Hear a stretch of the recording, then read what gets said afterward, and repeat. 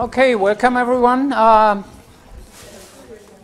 We will be talking about prejudice and discrimination today, and I did show you the little video from the 1970s about female drivers, and I think this is one of the very pervasive stereotypes that women obviously can drive less well than men. I think there's no scientific evidence for it, and it's just one stereotype that prevents women, for example, from making progress in our societies.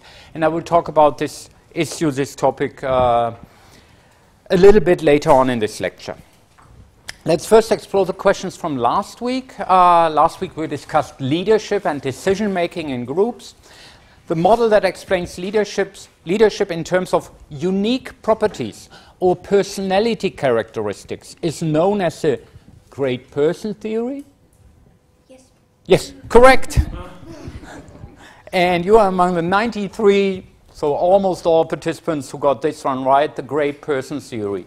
So in the 1920s, 1930s of the past century, hundreds of studies were devoted on the topic to find out what distinguishes great leaders from others, non-leaders or less effective leaders, and it was mostly personality characteristics that have been found to determine that some people make it into leadership positions and others do not make it into leadership positions.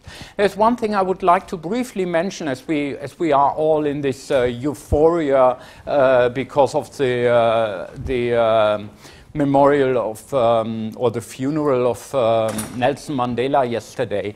Nelson Mandela seems to be such a great person, a universally endorsed, universally liked person. And I do admit that Nelson Mandela was certainly an example of a great leader, an example of someone who could, as an individual, make a difference, and who at various stages of his life made the exact right decisions. But I liked the article in the Spiegel this week about Mandela, and on the last page of the article, there's a lot of negative attributes, criticism, even of a person like Nelson Mandela. So he was not a very nice person to some people in his surrounding. He was also not a very modest person.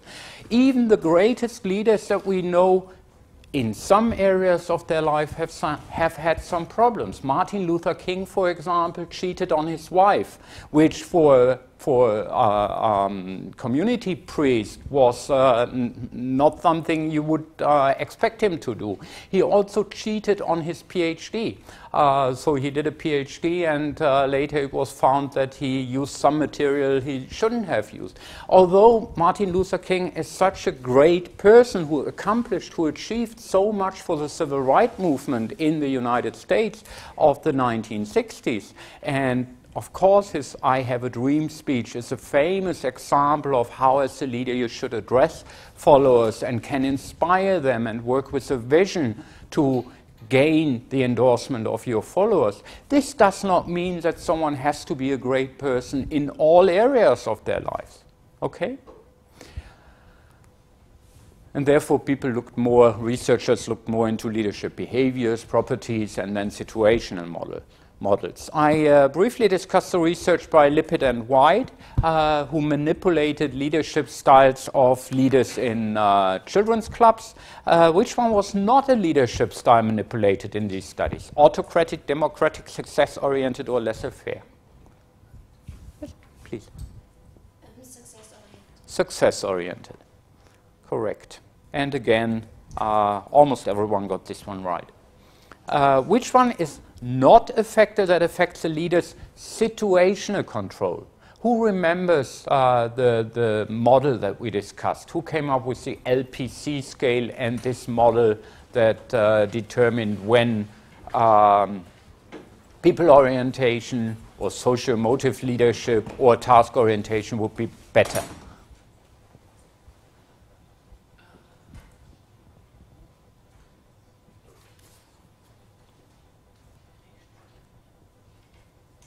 Fred? I would say D. Yes, D is correct. But do you remember who developed this model? Oh, no. It was Fred Fiedler in 1964. Fred Fiedler. Okay, relations between members was not one of the factors that Fiedler considered in his model. When social identity theory is applied to leadership, leader schemas are found to have very little to do with leader effectiveness. The content of group prototypicality of the leader becomes important. The theory is found wanting, or non-stereotypical leaders are the most effective. Yes, please. B, yes, and I showed you the research, I think, by Mike Hock and others who found that when people strongly identify with their groups and their group context is salient, and I told you about our own study about the Green Party leader who was either fair or unfair, and when people identify with their groups, then leader prototypicality is an important variable that determines whether leaders are trusted, supported, etc., more than other factors. On the MOOC, I asked you to provide a couple of features that you thought would make a great leader, and then to provide us some examples of leaders. And this week we had quite a lively discussion on the MOOC. So here are some aspects that I would like to share with you. Mostly it's personality characteristics. Great leaders are empathetic. Leaders are inspiring, have a vision. Remember Gregory Peck in the Moby Dick video that I briefly showed you last week. He clearly had a vision to kill the white whale and inspire his people in his transformational style to accomplish this goal. I liked this statement from one student. She said that she once had a leader who always inspired their team members to such an extent that you believed that nothing else in the world could be more satisfying than achieving that goal. As long as short-term project work was concerned, she was unchallenged.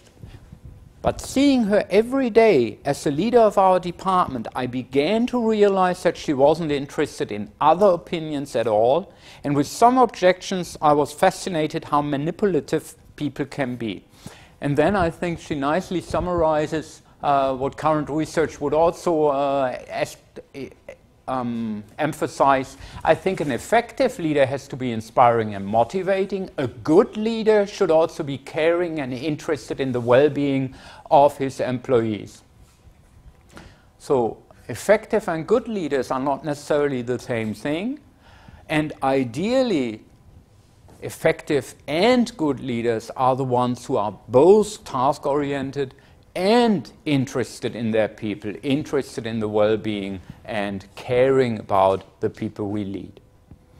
Any questions to last week or these sample items? Then let's focus on prejudice and discrimination today, a topic where I have also spent several years doing research on. And the interesting thing is next week when we discuss intergroup behavior, that a lot of things that you can do as a social psychologist in this area also applies to organizational psychology, to management research, and even to economics. Because essentially it's the same group processes that apply to people in organizations as apply to people and groups in our societies. We also see discrimination in organizations. We also see constant struggles between groups in organizations like marketing and production, or between groups of employees and managers, etc. And the theories that we discuss in these two lectures also help us a lot to understand problems at work, like mobbing or bullying, conflict between teams and individuals, and they also provide us pathways to resolve these conflicts. Yeah, I would like you to briefly discuss this question with one or two people next to you. Tom is convinced that he is not homophobic. He just doesn't want to talk to gays or about homosexuality. As proof of his goodwill, he donates £5 each year to AIDS charity collectors. Are you convinced that Tom is not prejudiced? please discuss with the people next to you.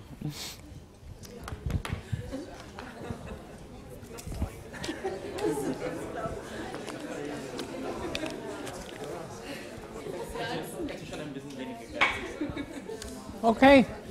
Does anyone want to share what you discussed? Do you think Tom is prejudiced or not prejudiced? Can we infer from his donation what his real attitude towards homosexuals are? Frau Walker. We think he is prejudiced. He just wants to basically pay his way out of his bad conscience. Okay, he wants to pay his way out of his bad conscience. Mm-hmm.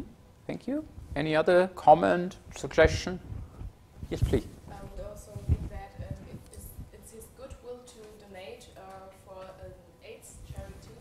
That means that he wants to imply that many homosexuals have got AIDS. Okay, so yeah. So I think he's very prejudiced. Yeah. So she or they even thought that he's very prejudiced because of donating to an AIDS charity. He must have the attitude and thus reveal it by donating that many homosexuals do have AIDS.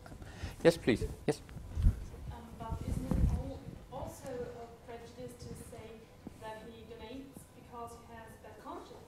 Mm-hmm. Maybe he makes it just because of goodwill. Mm-hmm. Maybe it's true, we can't know, we don't know. Mm-hmm.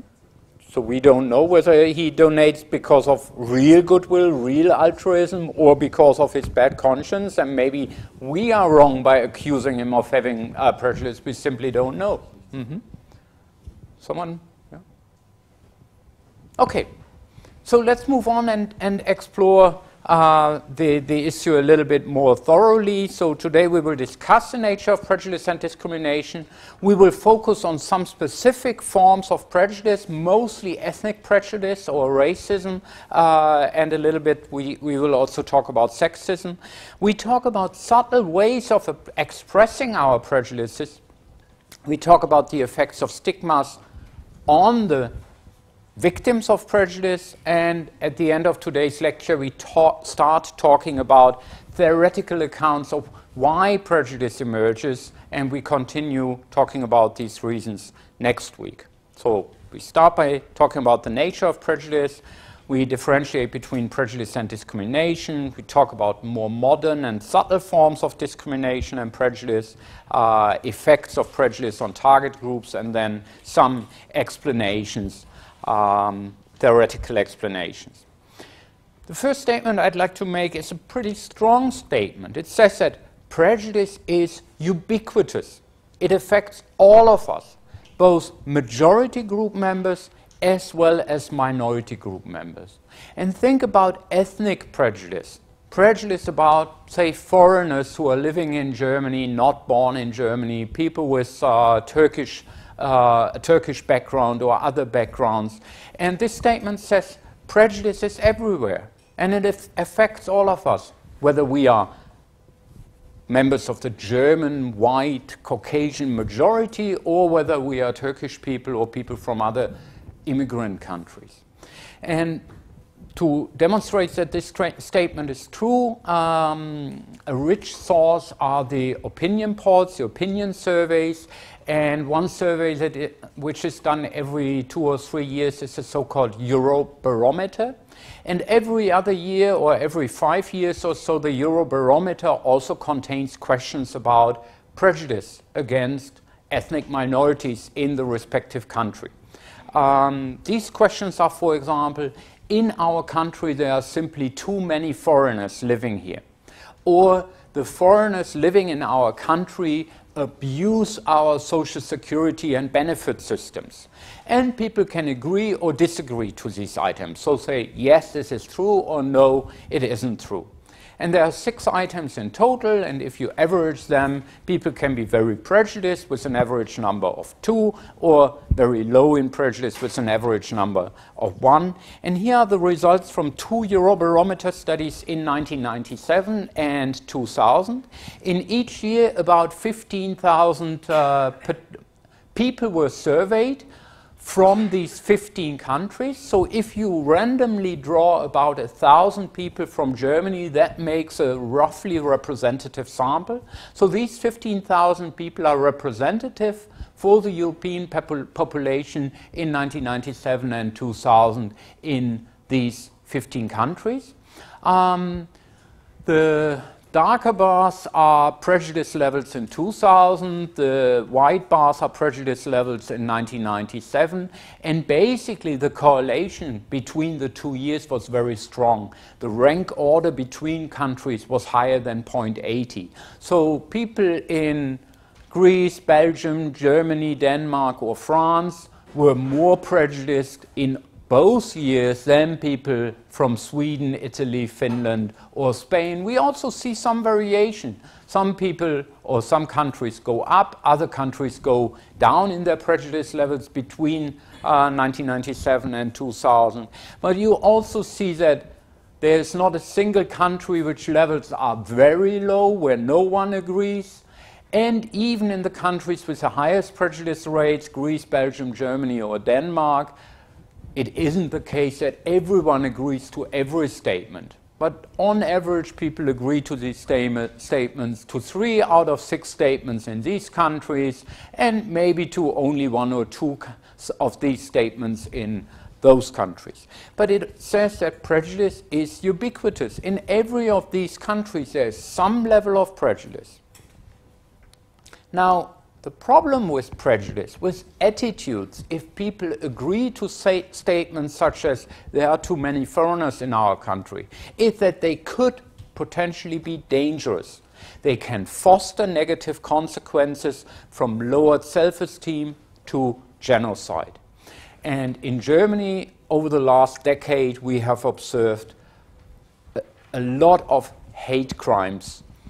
These are hate crimes registered by the Ministry of the Interior per year, and you see that from 1993 to 2005, on average per year, we see about or between 600 and 1,000 hate crimes motivated by right-wing extremism.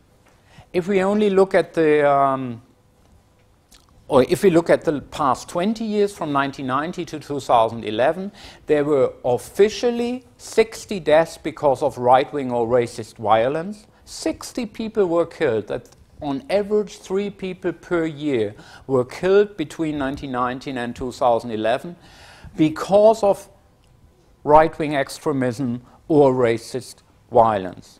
And in these 20 years, 17,000 hate crimes were registered motivated by right-wing extremism.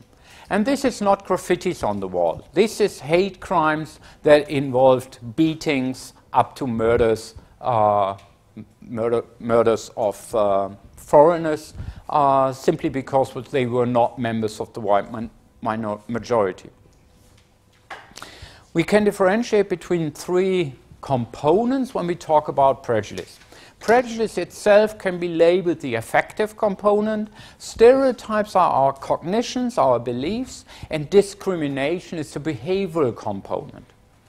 Prejudice as such is a hostile or negative attitude towards a distinguishable group of people based solely on their membership in that group.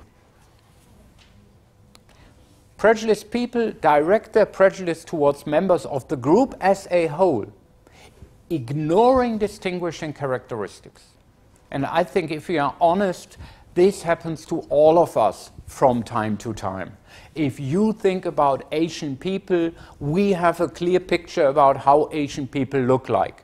If we think about Chinese, we typically think of relatively short, dark-haired or black-haired people. If we think of Greek or Spanish people, we have a clear prototype in our mind. And if we think about Germans or Norwegians or Swedish people, we have a stereotype about how they are.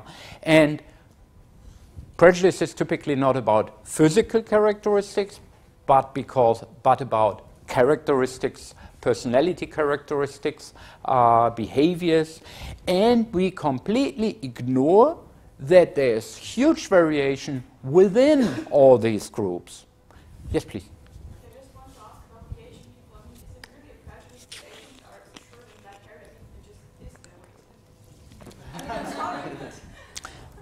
There are very few extremely tall, blonde-haired Chinese. This is true. Yeah. Yeah.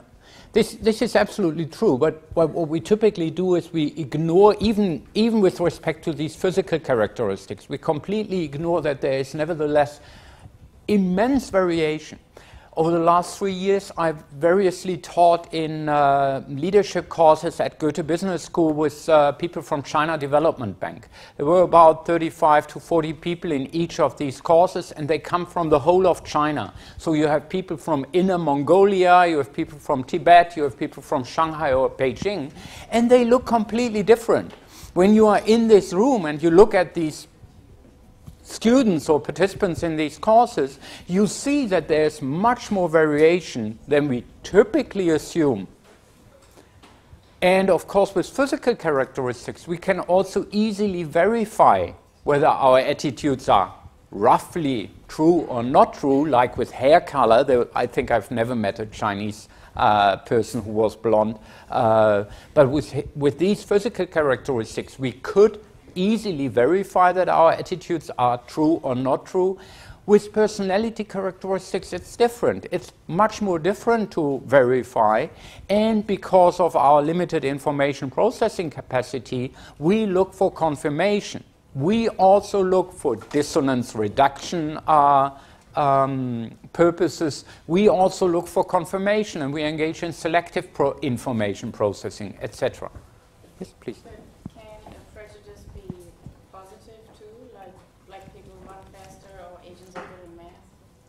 No, we typically don't talk about prejudice when we hold positive stereotypes. In social psychological terms, prejudice is the negative aspect of overgeneralizing from one group, from a group to the individual. Stereotypes sometimes can also be positive, and sometimes we engage in positive discrimination then, which might also lead to problems. A stereotype is a generalization about a group of people in which identical characteristics are assigned to virtually all members of the group, regardless of actual variation among the members. So it's not the emotionally laden, affective component, the negative tone. It's simply a belief that everyone is the way he or she the group is, and it's an overgeneralization. They are not necessarily emotionally laden, do not necessarily lead to discrimination. However, the potential abuse due to stereotyping can be blatant. And now let's move to discrimination. This is an unjustified negative or harmful action. It can also sometimes be positive, but this is not typically something social psychologists look into. It's an unjustified negative or harmful action towards a member of a group simply because his or her membership in that group. Now, how can we find out about discrimination in societies? Sometimes it's very difficult. Minority members that you would survey would probably overestimate or exaggerate their experiences of discrimination. If you would ask people from the majority, they would certainly are more likely to downplay and underestimate levels of discrimination. It's hard to capture discrimination in an objective way, and it's difficult to do experiments with discrimination. But there are some experiments, and there are some interesting paradigms how you can study discrimination even in field experiments. And I will show you some studies that my colleagues at Marburg University have done, Andreas Klink and Uli Wagner in the 1990s. I was a research assistant for some of these studies, but very recently Kauf and Wagner have replicated some of the experiments and found very similar findings. Altogether, Klink and Wagner have conducted 14 different experiments.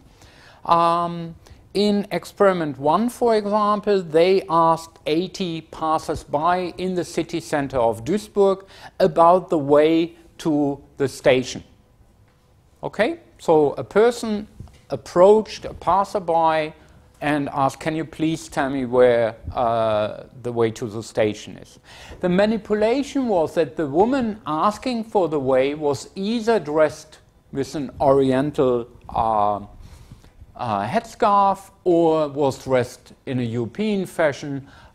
This was the only difference. It was a Turkish woman. She was of Turkish origin and did her PhD with Uli Wagner, but she simply changed jeans and t-shirt to dress and headscarf. And you see that there was a significantly higher rate when the F stands for foreign, the G stands for German. She experienced a significantly higher rate if she was dressed as a foreigner than when she was dressed in a European style. Altogether, they did 4 studies, and all 4 were significant. In some of these studies, they asked for the way. In other studies, and this was in the 1990s, they asked for 30 Pfennig for making a telephone call. So this was very subtle helping behavior. It didn't involve any cost for the, or not any great cost for the one asked for the help. And you see 4 studies, all 4 significant. In every study, the foreigners were rejected more often. So people said, oh, I don't have any small money with me. I don't know for the station, the way for the station myself. I'm not from Duisburg or whatever. In experiment 6, and Klinke and Wagner did 2 studies, and both were significant. The so-called lost letter technique was used. This technique, and I only found out recently when I read the book about Stanley Milgram, this technique had been invented by Stanley Milgram. So he used the lost letter technique in some of his other studies, other than the shock generator studies or the obedience studies. In this study, or in this paradigm, you lose a letter. This letter has a stamp on it. It has a sender and a recipient's address on it. And the only thing that people finding these letters should do is take the letter and put it in a post box. This is all you need to do. Now, in the Marburg case, what the researchers did was they lost the letters in telephone boxes and counted the number of people that went into the telephone box and came out without taking the letter with them. And then, of course, they had a hard measure in seeing how many letters were actually put into post boxes and mailed to the researchers. And what they found was, what they manipulated was the name of the sender. The sender was either a Peter Müller or a Mehmet Öztürk. And you see 2 studies, both significant. Foreign letters were more often ignored, so people went into the telephone booth and came out without taking the letter. The letters, the recipient of the letter was one of our student assistants, and we made him a lawyer. We addressed the letter to Rechtsanwalt, blah, blah, blah. So one person took the letter, brought it to the police, and we got an investigation about the abuse of a title. In one case of the foreign letter, the person entering the telephone box left the letter where it was, but took the stamp off. So it's interesting what you experience when you do these types of studies. In experiment 8, and there were altogether 3 studies of this type, and 2 of them were significant. 40 landlords in the Ruhrgebiet area were called by telephone. A flat for rent was found in the local newspaper, and then we called the landlords and asked whether we can have an opportunity to inspect the flat. And either the person calling was speaking with a German accent or no accent, or he was speaking with a foreign accent. And you see the people speaking with a foreign accent were more often told, oh no, the flat is already given to someone else. Obviously, we manipulated the order whether the German or the foreign accent-speaking person called first randomly. And in some of the experiments, we had a German, we had a in some of the conditions we had a person speaking with a foreign accent calling first, and he was told, no, the flat is already given, you cannot see it anymore. And when we called 2 minutes later with no accent, we were given a date for inspecting the flat. So 3 studies, 2 of them significant.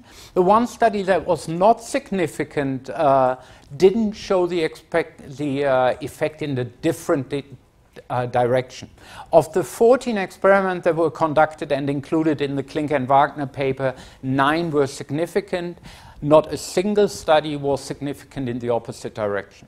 We also wanted to know whether prejudice or discrimination happens among ordinary people, but maybe not among students, because we thought in a relatively liberal city like Marburg, students should probably be less biased, less prejudiced, should less discriminate against foreigners.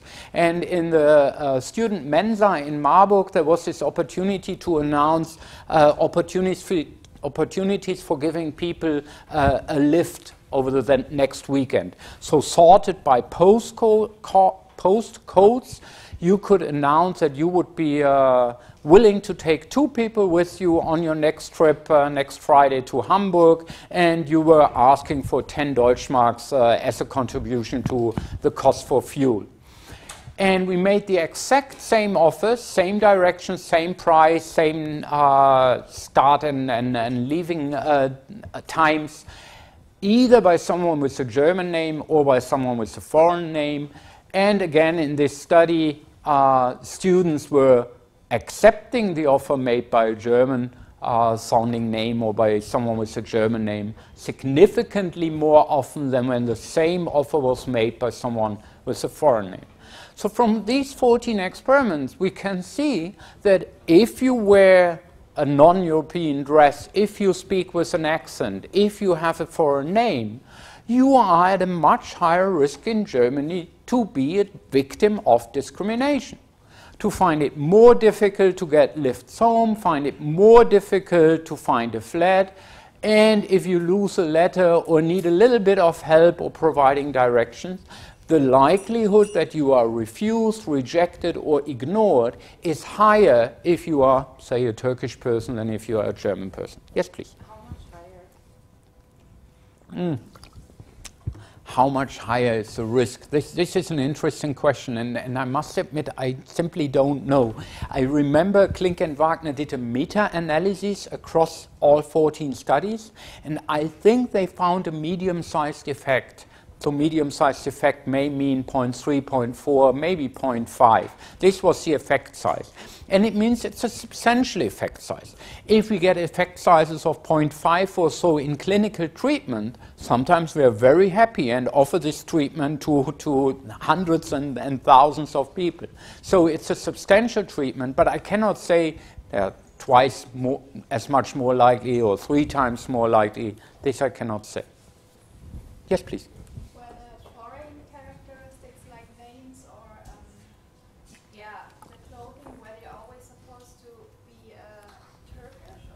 I think we mainly use Turkish names and not Russian or Italian or other names. I think we mainly use Turkish names.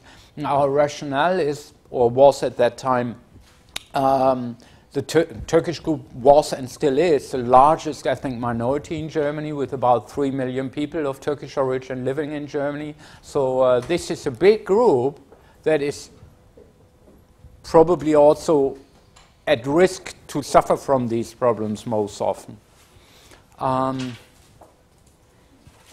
Yeah.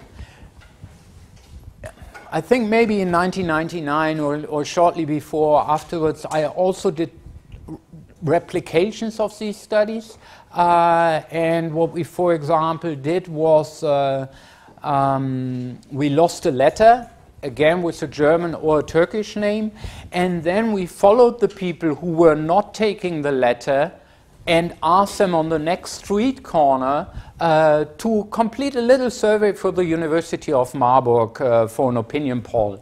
And we asked them a couple of questions about environmental pollution or environmental conscience, and then a couple of critical questions about their acculturation attitudes. And there was a tendency in both experiments that those people who were not helping, so we asked for help in one experiment and lost letters in the other, there was a tendency that those people who didn't provide help were indeed also more prejudiced when we asked them in the supposedly unrelated survey a couple of minutes later. The problem here is that these types of experiments are very difficult to do. And the good news, although in these experiments, is most of the people help, most of the people do take the letter, or most of the people do provide directions. So if we approach 80 passers-by, 40 of them in the Oriental condition and another 40 in the European condition, it's not the case that all 40 foreigners were rejected and all 40 Germans were given help, but say in the Oriental condition, maybe the likelihood that people would help was 50 or 60% rather than 70 or 80% in the German condition. Most people help, more than 50% of the people do provide help. So you have half of these 80 people who deal with the Oriental person, and from these 40 people you may have 15 or 16 or 18 who do not provide help.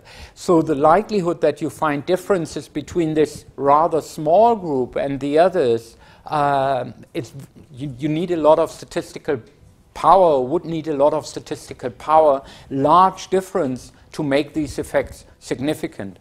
But we wanted to know whether there is an actual relationship between attitudes and behavior in these types of experiments.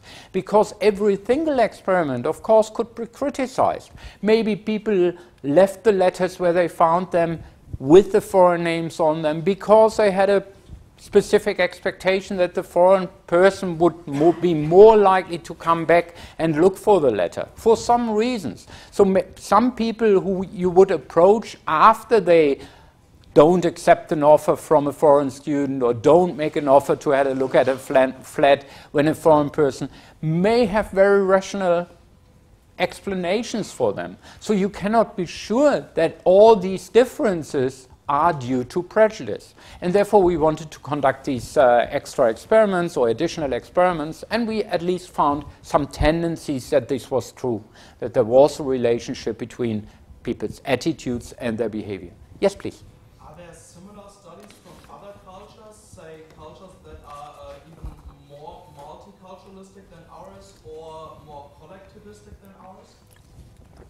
Yeah, this is an interesting question. Thank you very much. And I do know that similar studies have been conducted in the United States. I also know that similar studies have been conducted in England, in the United Kingdom, with quite similar results. Yes, please. How and when were the participants told that it was a study they were participating in? This is a good question, because we talked about research ethics in the context of Milgram's experiment. Actually, we didn't tell most of these people that this was an experiment. And maybe we should have done in some of these experiments. I think in most of the situations, it was not at all invasive. It was not at all that we gave these people a bad conscience or so. It happens to you all the time that you are approached in the city center and asked for a small donation or for the way to the station, and then either you help or you don't help. But these people, in most of the experiments, would not have realized that they have done something negative to a specific group. Also the students, we could obviously not educate all students of the University of Marburg that we had run an experiment over the past couple of weeks. The students who have screened through the office have simply selected someone, probably oh yeah, sure. In these experiments, they called us, and we told them, in this experiment, we told them, sorry, this was an experiment. We do not actually go to Hamburg. We had to say something to them. And And of course, in the study with the landlords, those who gave us an appointment and said, yes, you can come by next Tuesday and have a look, we told them, oh, we are not actually interested. We are researchers at the universities. But we didn't do that with the passers-by and in some other experiments.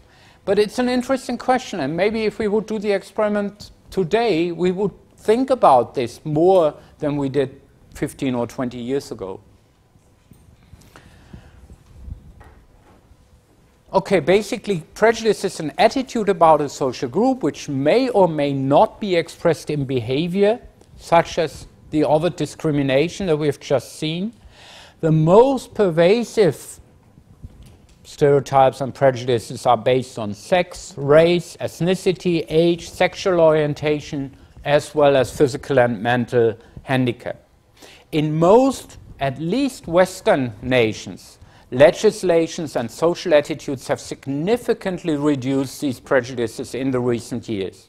The AGG, Allgemeines Gleichstellungsgesetz, the General Legislation for Equality at Work, it is called, prevents any discrimination because of these factors. There are 8 factors in the AGG that are prevented to discriminate upon. So organizations risk lawsuits, penalties, etc. if they do not hire people because of their old or young age, because they are female or male, because of their sexual orientation, etc. And this, together with social attitudes that are more towards tolerance, multicultural societies, etc., have indeed reduced prejudice significantly. And I will show you some examples of this in a moment, but let's first look of examples where stereotypes are still prevalent. This is from a brochure that I received in 1997 when I bought a new dishwasher from Bauknecht. And it was a little brochure, eine Orientierungshilfe für Männer, a little guide for men, richtig schenken, making the right gifts to women. And it says that women like diamonds and women like perfume, etc. And not only the cover of this brochure was very stereotypical and obviously old-fashioned. This was from the 1950s, or looks more like a 1950s photograph, but so was the content of the brochure. And this is problematic because it is one of the factors that prevents women from making progress at work. But we don't pay you less because you're a woman, we pay you less because we are men. Look at these corporate letters. They are helping men more than women. And this was a very recent example. I found it last week on Spiegel Online. Do you see the problem? Yeah, what is the problem? Sorry? What's the problem? What do you think? Why was this taking out of the marketing program of the Kreissparkasse Birkenfeld very quickly? Yes, please? Yeah. Yeah. Yeah, the women are holding the career ladder for the man. And this is very recent. This was published in July this year. And we can only imagine what type of attitudes the people hold who came up with this campaign. I think they didn't do it deliberately because they are highly biased and do not want to see women in top positions of the Kreissparkasse. It's simply an ignorance of the abilities of women have, and they simply cannot imagine women being there, so they don't think about it at all. And this is a typical problem.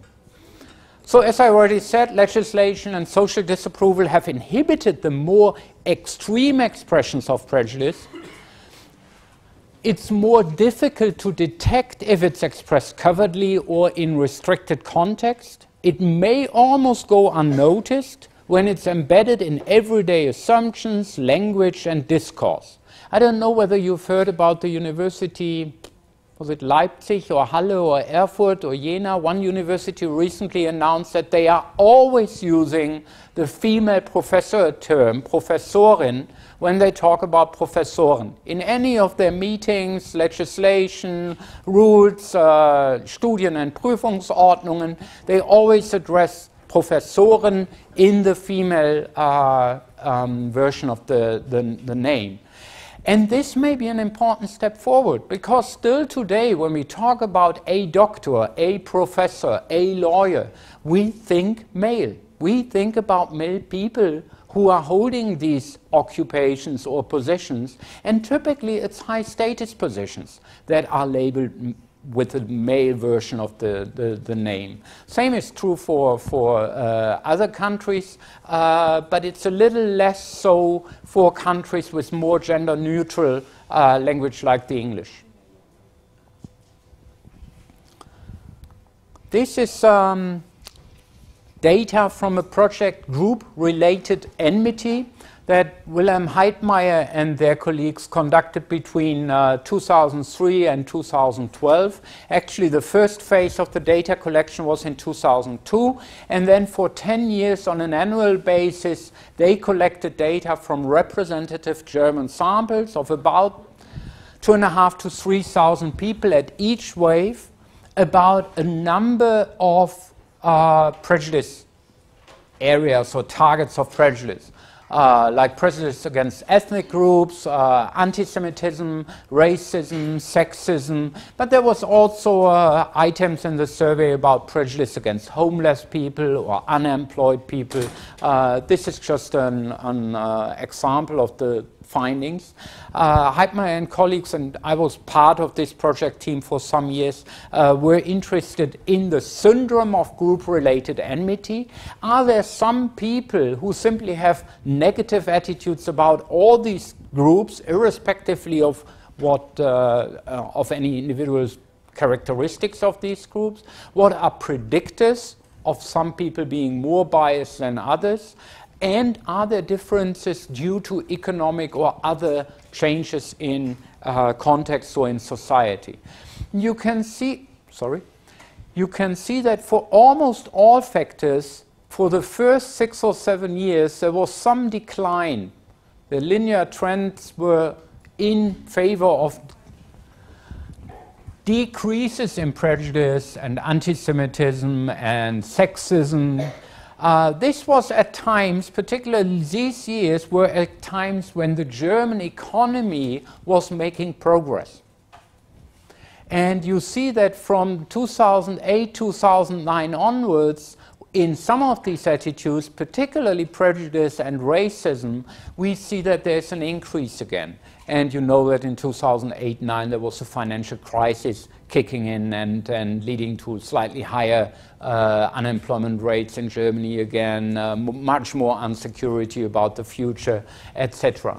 So yes, there's a decline on average, but we also see that contextual influence do play a role and can put prejudice, racism, etc. back on the agenda and make it more volatile.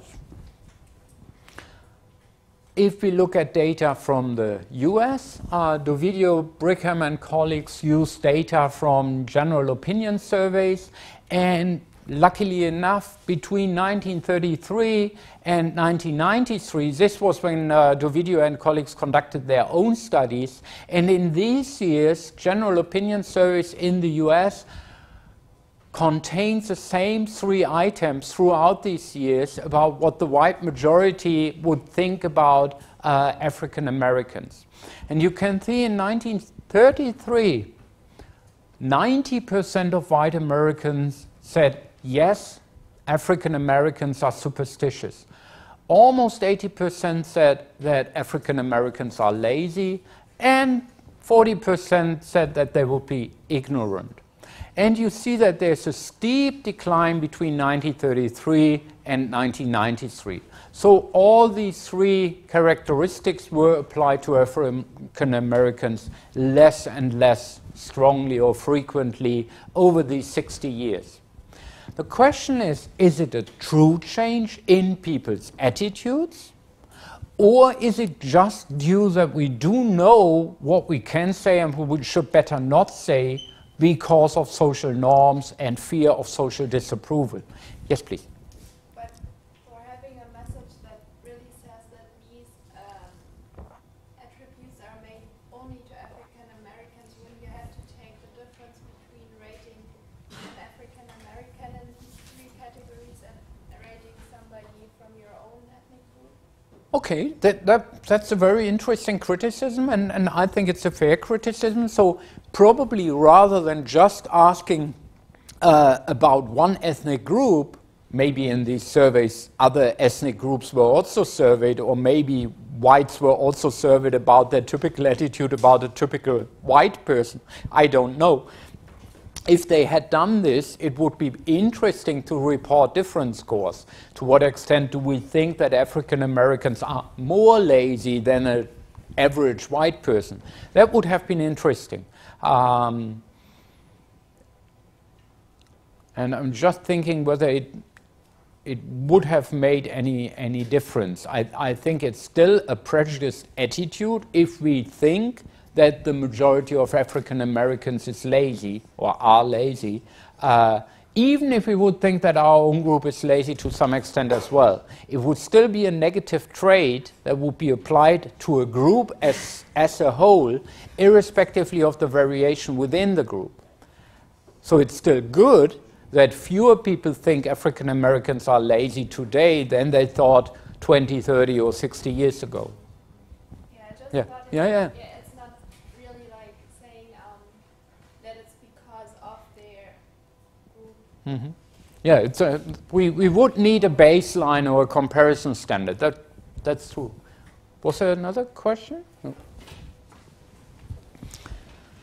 So what we see is that old-fashioned racism is on the decline. Most white people in the United States now endorse racial equality. Most people in Germany would now endorse ethnic or equality between ethnic groups. There are some right-wing extremists, there are some fascists. We also say that prejudice is not a problem of a few people, it's a problem in the middle of our society. And it's not good, as I showed you in the Eurobarometer data, that we do find evidence for some prejudice even in representative surveys. But it is on the decline, and these old-fashioned types of blatant, overt racial attitudes are declining, and most people now endorse equality between groups. Also, anti-Semitism has decreased significantly. In German general surveys, you find some anti-Semitism. So you see the blue bar is anti-Semitism. The fact that the blue line here is below the red or the black line doesn't mean that there is less anti-Semitism than there is sexism or racism in Germany, because these items are all different. But we do see that there's some anti-Semitism, although on a relatively low level, using these items. So, but we don't find overt and blatant statements of anti-Semitism frequently in these opinion surveys. Also, anti-gay prejudice is declining. The question is it real changes in people's attitudes, or is it more a reflection of what is socially desirable, what people know is approved of and disapproved of by their peers and by general society? And some people argue that the decline in these opinion surveys reflects real attitude change. For example, because there are few differences between responses in face-to-face interviews and private anonymous survey questions. So you can easily imagine, and remember the session when we talked about attitudes and how we can measure attitudes, that when we do face-to-face interviews, when I would go to you individually and with a survey and I would ask you about your opinions about, say, Turkish people living in Germany, you would be more tempted to not reveal any prejudice because you know that I know who you are, etc. This is how it is typically done in these opinion surveys. It's mostly telephone-based. So people are called by Infratest, DMAP or Allensbach and are asked, can I ask you a couple of questions about our society? This is a face-to-face interview. And obviously people are a little sensitive to that and would probably not reveal their most blatant prejudices. It's more likely that we reduce our prejudices that we still may have when we are interviewed face-to-face. However, in private, anonymous survey questionnaires, we don't need to do that. If I would give you a questionnaire, 80 students here today, if I would give you a questionnaire with an envelope and I would tell you you can take it with you, complete it at home, put it in the envelope, send it back to us, no names are taken, I would never know who participated, who didn't participate. Why should you discover why should you cover up your prejudices? You could be very frank in these. And indeed, few differences have been found. So it doesn't really matter whether we do face-to-face or anonymous surveys. We do find similar results, which also means that the decline in prejudice may also reflect people's true attitude change towards the positive. Other people, however, say they have just been their attitudes, the old-fashioned, blatant prejudice and racism has just been replaced by more modern forms of racism and prejudice. One example that has been researched over the last 20 years is symbolic racism. This reflects the false beliefs that discrimination is no longer a problem. So the typical statement in an attitude survey in Germany would say that by and large Turkish people are not discriminated at work in Germany. Or a typical statement in the area of symbolic sexism would be by and large there's no discrimination between women and men at work. Women can make their way up, they only have to work as hard as men. And some people hold these beliefs and think there's equality between gender, age, ethnic groups, etc. And in the United States, that would mean the second false beliefs, blacks just do not make enough effort to help themselves. Or say, for the gender issue, if we believe that there is no discrimination, we would say women just don't work as hard as they should. It's very difficult to get into leadership positions for both men and women. If you want to become a CEO, if you want to become a top manager in a huge organizations, it's very difficult for anyone. And there's no systematic discrimination. Women just don't put in enough effort to make it to the top. And therefore, demands for special treatment are unwarranted and therefore resented. I'm against the female quota because the quota would not help because there is no discrimination. And if women would work as hard as men, then we wouldn't need a quota, they could end up in leadership positions. This is called symbolic racism. These people would not say women smell less good than men, or women are, I don't know, you know, bad drivers or poor drivers. Women can't do math and these things. So these blatant stereotypes from 10 or 15 years ago would not emerge in opinion surveys. But we would see in opinion surveys that people still say, some people still say, no, women don't need extra treatments. We shouldn't put in a female quota at work, etc. And the people who hold these symbolic racist or sexist or prejudiced beliefs also hold more old-fashioned, more blatant prejudice. There's a strong relationship, there is a correlation between the symbolic racist or sexist, etc. items and more old-fashioned prejudice. And it's even a stronger predictor of, in the United States, whites' opposition to policies such as affirmative action. Because of lower variation in the old-fashioned measures, they are less good predictors for outcome variables, like to what degree do you endorse affirmative action, than these more modern forms.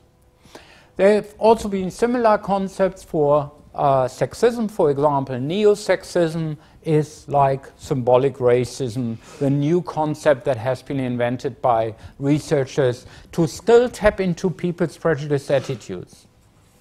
Yes, please. What's neo-sexism? Neo-sexism is more modern forms of sexist attitudes. So I wouldn't say you are less clever than I am. I wouldn't say you can't drive a car. But I would probably say, on average, women are a little bit less physically strong than we men are. So we should always help women when they have to carry something heavy. We should hold open the door for women because that's just polite. So I don't have anything against you, but you need this little bit of extra help, you know. But this is good or not?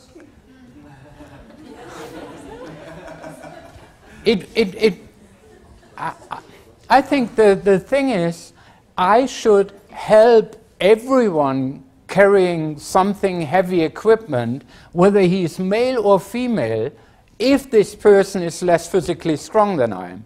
I should be polite to everyone and hold open a door, whether it's a man or a woman coming after or before me.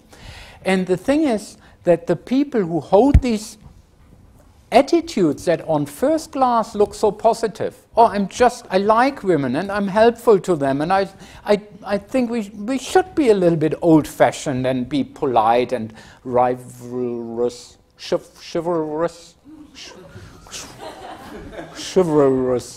ritterlich to women. People who hold these attitudes more strongly are also less likely to support women where it really counts. Should we have a female quota when we hire professors to our university? Should we implement some extra trainings for female postdocs so that they get to professorships as much as men do, etc.? If I hold these neo-sexist attitudes, I'm also more likely to refuse women anything that can really help them. That's a problem. Another concept is aversive racism. This results from support for racial equality mixed with some negative feelings. So think about yourself, think about your last meetings or last encounters in the train station with people from ethnic minorities. Don't we all sometimes feel a little bit, what would be the right word? Uncomfortable, thank you. Uncomfortable when there's a group of, say, Turkish people, not from my social class, standing in the U-Bahn. Would I probably rather enter the U-Bahn at the next entry or wait for the next train, which comes in a minute anyway? Don't we sometimes have these feelings, these awkward feelings?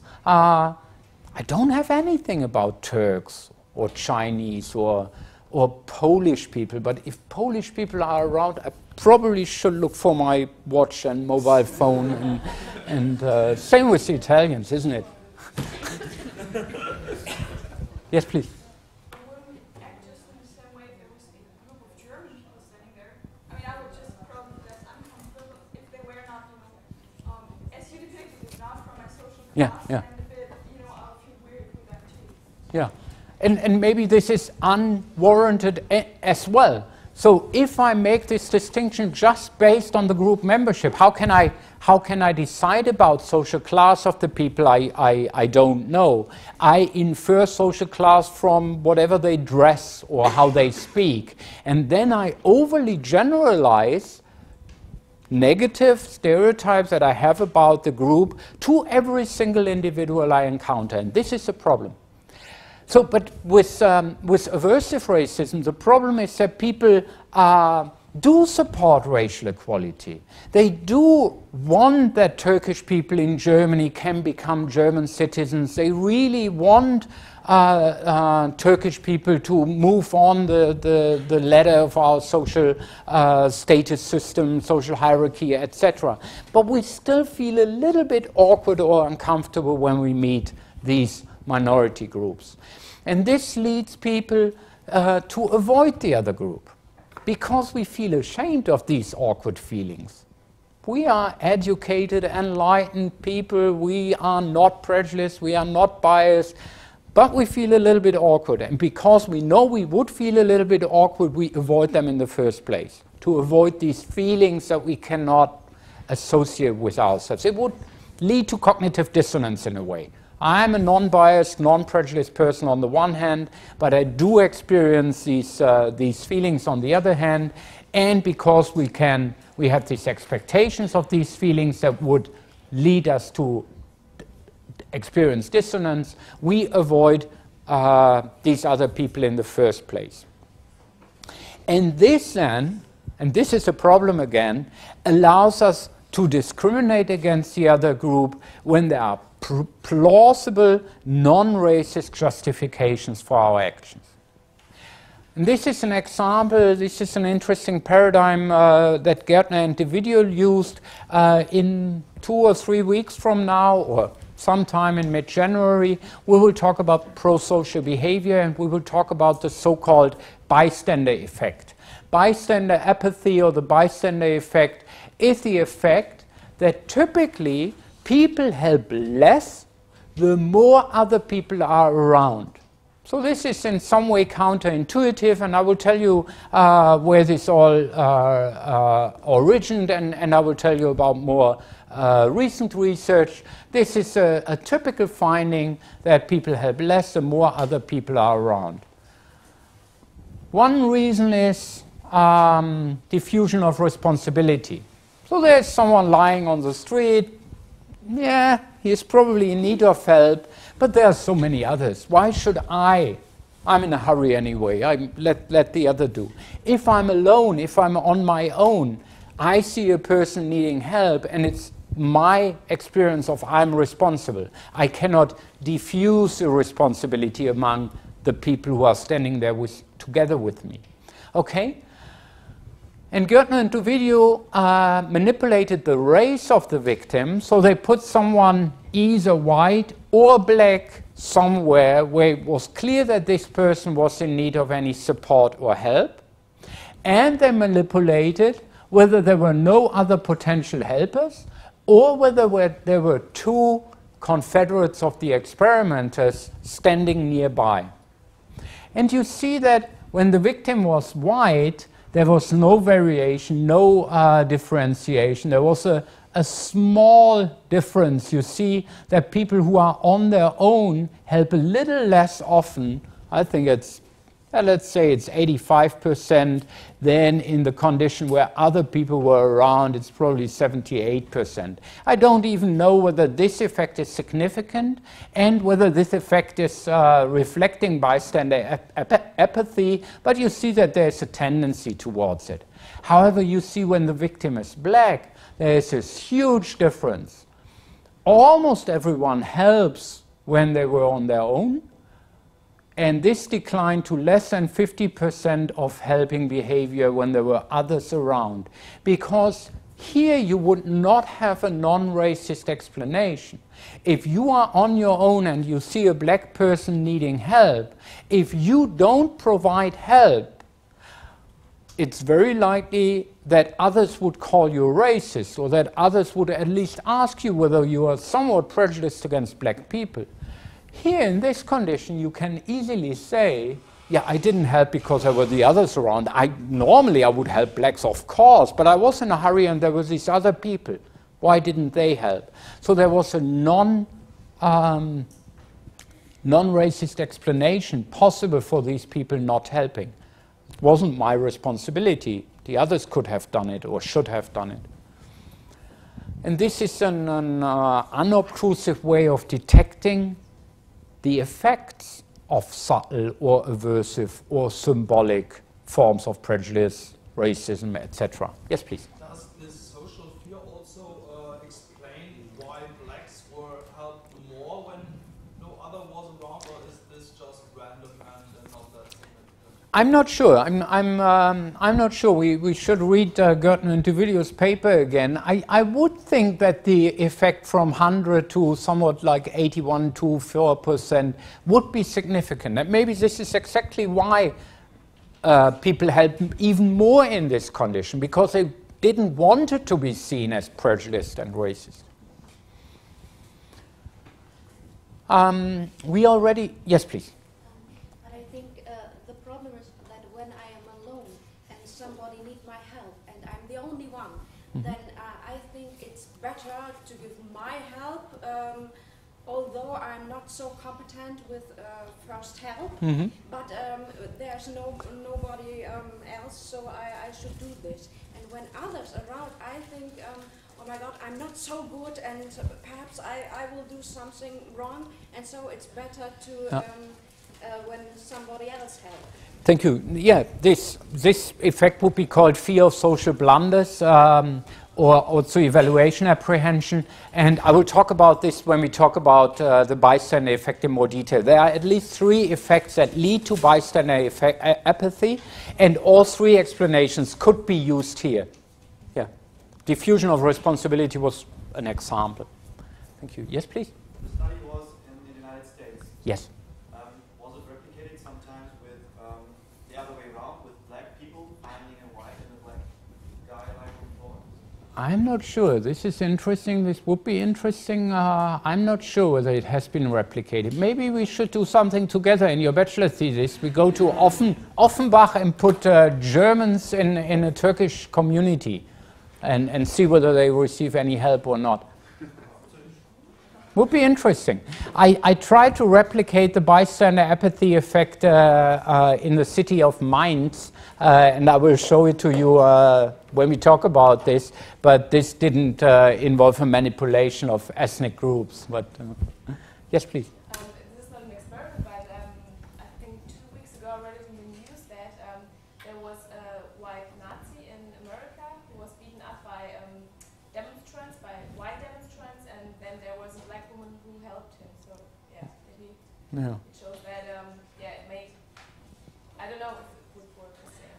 So at least there are examples of black people helping white people, even with attitudes that they would not normally endorse.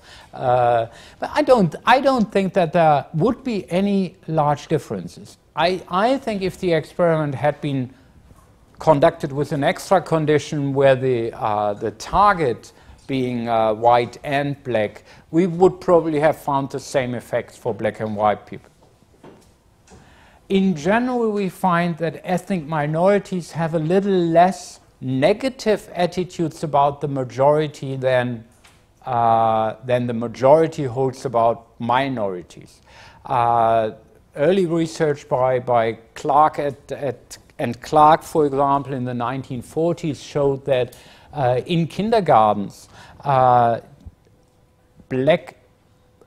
white people want to play with white dolls more than with black dolls, but black children also want to play with the white dolls, because black children relatively early on realize what is high status, who has power in our society, and that sometimes makes people from these minority groups, whatever minority we talk about, accepting the majority's attitudes much more than it is the other way around.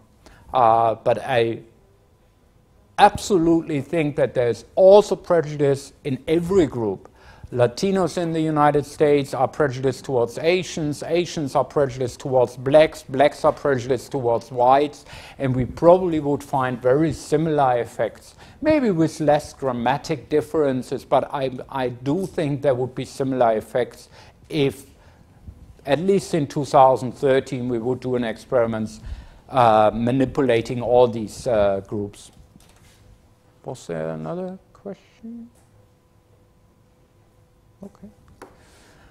Okay, we already talked about implicit stereotypes, and I asked you to have a look at the Harvard project on implicit measures in week 3 or 4. And I think, as I said then, these implicit measures have not met all the standard criteria for good measurement, so there is still some doubts about reliability and validity, but I also, and you know that I uploaded this on the MOOC platform, there's also a meta-analysis that showed, yeah, but it's also not so poor as some critics say. So validity, for example, is not as poor as some critics say. Explicit and implicit stereotypes are not related very strongly, but there is a relationship, and implicit prejudice or stereotypes are related to some outputs or some criteria as much as explicit stereotypes are. It just depends on the outcome or the criterion. So, for example, when people are asked to categorize words as positive or negative, and if they also see pictures of a black person's face before the word emerges, for example, lazy, and they have to classify the lazy as a positive or negative word. And if they are faster, if they see the word lazy together with the black person's face, then they are, when they see the word intelligent, then this indicates that the person possesses an implicit stereotype. And I hope you have done some tests yourself. If not, then please go on the harvard.implicit.edu webpage. So this is a typical implicit association test. And when we are faster, when we have pairs of black pictures with negative words and white pictures with positive words, then we are in the stereotype inconsistent combination, black faces with positive things, white faces with negative jobs in this case, then implicitly we hold negative attitudes or stereotypes. And this is a typical finding here, studied by Gertner and McLaughlin in 1983. These are the reaction times for black and white targets together with positive and negative words. This is a typical findings. We are not much slower or faster when it's about negative words, but we do make a difference when it's about positive words. So this is called the positive-negative asymmetry. So we are also less likely to ascribe negative things in open, explicit statement towards ethnic minorities, the black target in this case, but we withhold positive attitudes, and we are more likely to describe our own group as positive than we are describing the other group as positive. Oh, here's the web page again. Please, if you have not already done so, do 1 or 2 of these little tests yourself. I think it's important that you experience yourself what it means to do an implicit association test. Yes, please. All this data applies to white participants, or Yes, in this experiment, yes.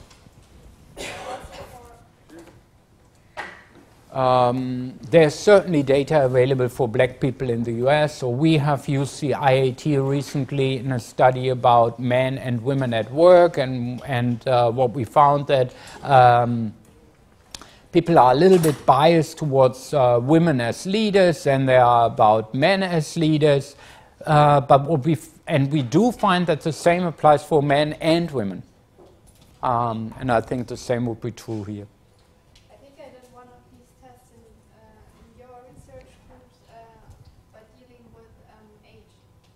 Yeah, we did an implicit association test as well about the ideal followers And we manipulated faces of people, either young or old, and then we presented positive and negative words that make an ideal follower or not. And we did find that there was an age bias. So older faces were paired faster with negative words than they were paired when they were paired with positive words, and vice versa for young faces.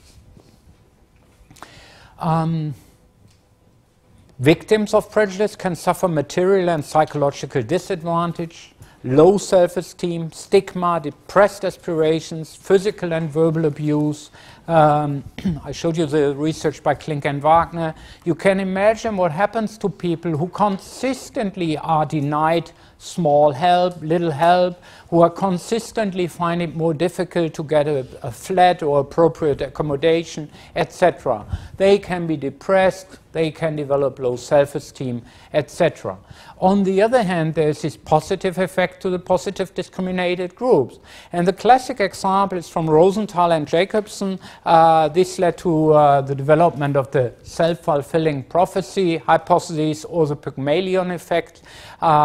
A class of school, or several classes of school children were IQ tested, and then a random selection of children was presented to the teachers of these classes as being bloomers. So they were described to the teachers as children who would probably gain a lot of IQ points over the foreseeable future. After a year, the researchers tested the IQs of all children again. And what they found was that those children who were described as bloomers were indeed gaining a lot of IQ points compared to those children that were described as normal, ordinary children who would not gain in IQ points. And you think that even a year afterwards, or 2 years afterwards, this effect was still there and still dramatic. You see the difference in IQ points is about 10 to 12 IQ points. Why? Because the teachers treated the children behind the blue bars more positively. They gave them more feedback, they gave them more challenging tasks, because they believed in the ability and capacity and potential of these children, which is good, which every teacher should do. Every teacher should believe in the capacity of their students. The problem is these children behind the black bars. Children of which teachers assumed that they would not boost in their IQs. And this happens if we replace the red bars or the bloomer, non-bloomer label, if we replace this by ethnic minority student or female student in math classes compared to male student, or whatever you take. This is a problem that the self-fulfilling prophecy or Pygmalion effect, of course, backfires to those who are negative, who are connotated or associated with negative expectations. Yes, please. Got a question. What's about people, for example, as Claudia mentioned, maybe about some positive prejudices or no, positive stereotypes where you say maybe that Asians are better at maths or something like that. But isn't it also negative for the Asian people? Because I think for those who are not good at maths, I mean, they have to explain themselves somehow and don't feel comfortable to. So. Thank you very much. This is an important statement. So there's this common stereotype, at least in the US, that Asian people are particularly good at these subjects like math, and in general are good, hardworking, and good at school. And of course, if teachers have these expectations overly generalized, and they treat every Asian student they see or they deal with or they teach as being great in math, then obviously this can also do damage and backfire to those who are just average. Yes. So how can we explain prejudice and discrimination? And I only go through some of the factors. One of the factor that was, and we talk about some of these factors again next week, but one thing that was used from about 1930 or 1940 onwards was authoritarianism. in the late 1930s, Adorno and colleagues have conducted a big study, largely qualitative, but with some quantitative items as well, a large study to find out why the Germans were Nazis, or so many Germans were Nazis, and why the concentration camps could flourish in this context. And they developed the so-called F scale, the fascism scale, and their argument was that the Germans at that time were very authoritarian. Later on, Bob Altemeyer refined this concept in the 1980s and 90s, and what we consider authoritarian attitudes now, or personalities now, is three components. Conventionalism. I believe in our laws and our legal system, and I think everyone should follow the norms and standards and rules that we as a group have, whatever the group may be. Second, authoritarian submission. When we do have a leader, we should follow our leader, no matter what they say. And authoritarian aggression against everyone who is different, who don't follow the rules, who looks different, who may not support our leaders, etc. And this combination of these three traits can differentiate high or low authoritarian people, and authoritarianism is a strong predictor of prejudice. Social dominance orientation is a more modern version developed by Sedenius and Preto in the 1990s. This is a belief system that people hold that says, oh, we have hierarchies in our society, and that's okay. Everyone can make their ways. If you become older, you become a little bit more esteemed, and it's good that on average older people are respected in our societies and the very young. It's okay that men more or less are a little bit higher up in the hierarchies in our society than women, etc. So when women support this, when people support this, they are also more likely to be prejudiced. The thing with these factors that clearly contribute to the development of prejudicial attitudes is that they cannot explain the collective phenomena of prejudice. Why is it the Germans in the 1930s that voted for Hitler and helped killing the Jews? Why is it the Jews as targets in the first place? Why was there this large increase in prejudice at other times in different societies, most often targeting a specific groups? We cannot purely explain this with personality differences, because personality develops over a long time, and even authoritarianism doesn't help us why it's the Jews and not any other group that you can imagine that were mostly targeted by the Nazis and is targeted in other countries. We do see that the mass media does influence. In the 1990s, there were a couple of studies that showed, when I would show you the picture of hate crime again, and we would look at this picture on a monthly basis. And you may remember in the early 1990s, 1991, 1992, 4, 5, there were a number of extremely severe hate crimes, attacks against followers in Rostock, Mölln, Solingen, Hoyerswerda. People got killed, and asylum homes were burned down, and there was quite a substantial majority of people standing around from the area applauding the people who committed the crimes. And some colleagues of mine did some media analysis and showed in the months preceding these attacks, so you saw spikes of these attacks, and in the months preceding these attacks, there was a higher number of negative reports of asylum seekers in Germany. Some of you may remember the Spiegel that has a title page, "The boat is full," with apparently millions of people streaming into Germany. Similar things that we have seen in the media around the discussion of Lampedusa a couple of months ago. Okay, so the mass media plays a role, but also group processes like perceived competition for resources. relative deprivation and intergroup anxiety play a role. And we do go through these factors, and we talk about the role of contact towards the other group next week. And I'm looking forward to do so. Thank you very much.